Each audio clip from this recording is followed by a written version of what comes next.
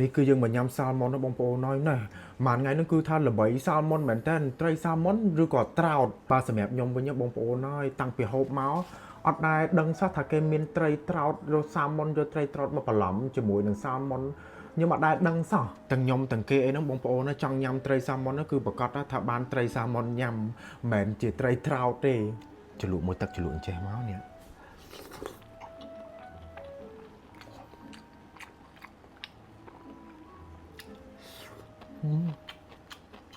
បងសាល់ម៉ុន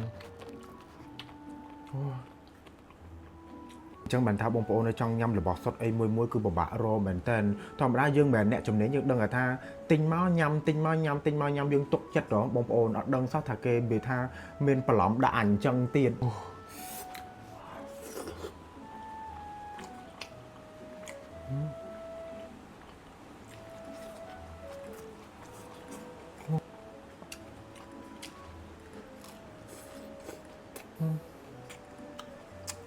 ត្រោតមិនត្រោតទៅបងប្អូនសួរខ្ញុំបើថាអាហ្នឹងត្រីត្រោតមិនមែនអត់ចេះមើលទេបងប្អូនតើតាមករយៈហ្នឹងគេល្បីថាអូគេផ្អើលត្រីត្រោតអីណា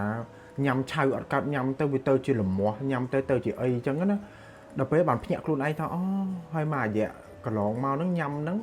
ត្រីត្រោតឬក៏សាល់ម៉ុនវាអញ្ចឹងវាសំដួរវាសួរខ្លួនឯងចាក់ដោតមករហូត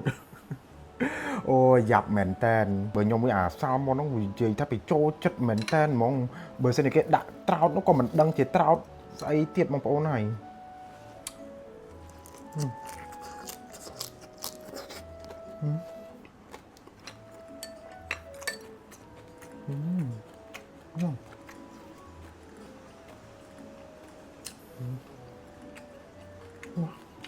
សំខាន់បងប្អូនលឺស៊ឺតហ្នឹងអាហ្នឹងគឺមេឃកំពុងតែភ្លៀងបងប្អូនថ្ងៃហ្នឹងភ្លៀងខ្លាំងមែនតើហើយញ៉ាំអាសាម៉ុនចេះត្រូវម៉ាច់ហ្មងអូយដាក់ពងត្រីមកប៊ីបន្តិចស្រាយសមុទ្រទឹកស៊ីអ៊ីវមក